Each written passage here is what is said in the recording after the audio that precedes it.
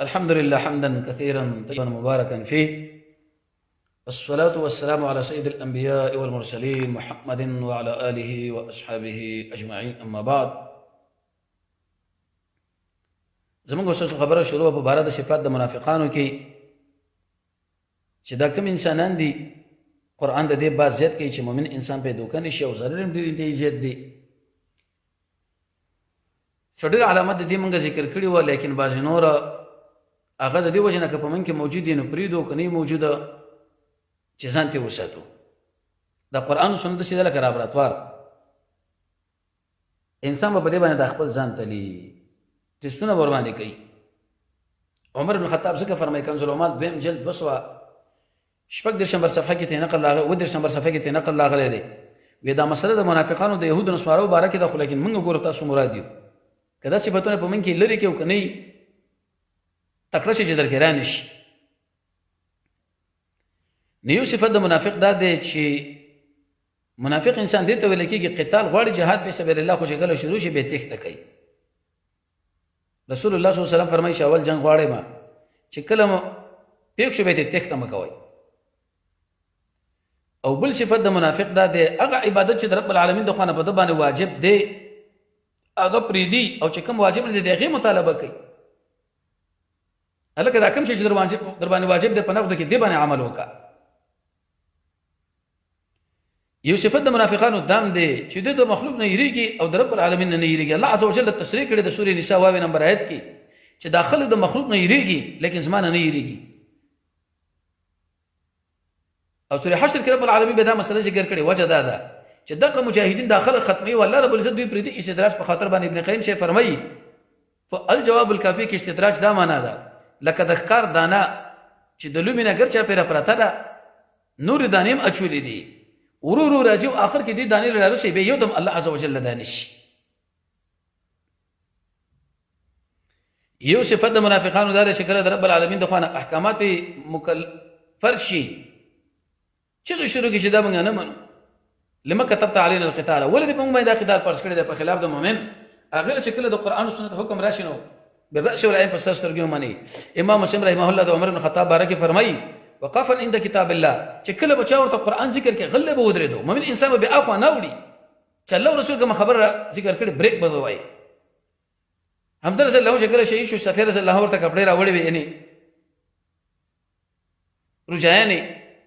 زبیر رضی الله عنه رسول الله صلی الله علیه وسلم ویل چې مور در روانه ده او اتنه که دا ورور وګوري پریشان نشي جزې پزې ونه کې مخې له ودرېږه. هغه وایي زما دا مور شوه کانت عبقریه، قوي زنانه وه، زه چې مخې له ودرېدم نو په دې سینه کې چې په بکس باندې ولم عقل ته وغورځولم.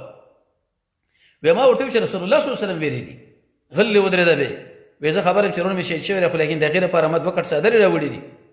نو ګوره دلته راغلې ودرېده چې پیغمبر امر ورته راغی. زینب رضی الله عنها بلال دا خبر وکړه چې د پیغمبر نه پوښتنه وکړه چې په خپل خاوند باندې عمل لګول څنګه دي، جایز دي که غیر جایز دي، چې کله ضرورتمند دي.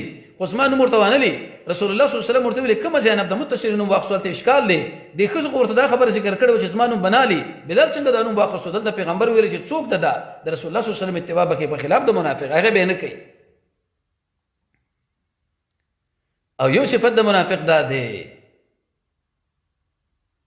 چې دوی احسان کله نیکی وسره وشي او پراخي پې راشي نسبت رب العالمین له کوي، خو لیکن چې کله تکلیف راشي به محمد رسول الله صلی الله علیه وسلم باندې بدپالي نشي او په دین د اسلام کې بدپالي نشته.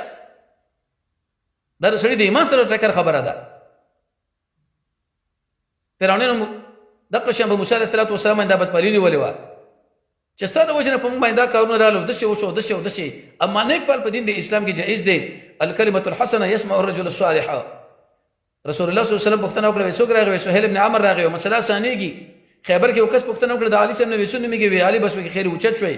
رسول الله صلی الله علیه وسلم یو ځای راتلو، د لارو پوښتنه کړه دا څه نومېږي؟ پلانې پلانې. وی په دې لاره باندې نه ځو چې کله پراخوالي معنا په یو لاره کې پرته وي، په دې لاره باندې ځو نیکپالي ورباندې ونیوله. نو بدپالي په مخلوق باندې نیوله.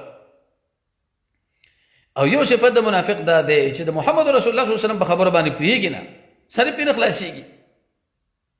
یو صفت د منافقانو دا دی چې تکلیف ورته ورسېږي نو بیا وایي چې فمن نفسک، وایي دا زمونږ حق و چې ستا د وجې نه دا تکلیف موږ له راورسېدلو. او لیکن چې کله به طور مثال انعامات ورته رب العالمین ورکړي بیا وایي موږ د دې لایق وو، موږ د دې حقدار یو.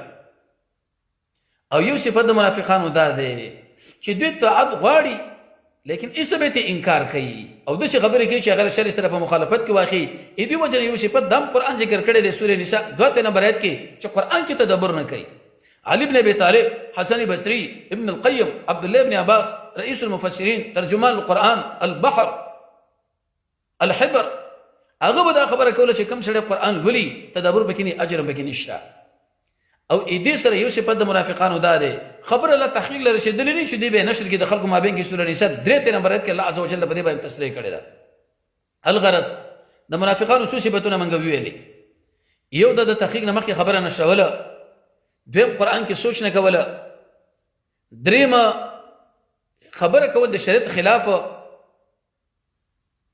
او څلورم چې کوم ګناهونه دوی کړي دغه وجه نه کوم اثر چې به دوی راځي پیغمبر له منسوب کی د محمد رسول الله په خبره پوهیږي نه بدپالی نشي د الله د آیتونو په باره کې و چې ولدا په مار پر شو د مخلوق نه یریږي د الله نه یریږي چې کوم عبادت نه کې ور باندې پر ځای نه کوي چې کوم پر ځای دغه مطالبه کوي جنگ واړي خو چې کله به راشي استفریدي او په باب د دنیا کې صح هرسناک خلق دي دا صفاتونه چې بچا کی هغه منافقانی الله رب العزت دي من او تاسو د منافقانو د صفاتونو وساتي وصلی الله تعالی علی خیر خلقه محمد و علیه و صحبه اجمعین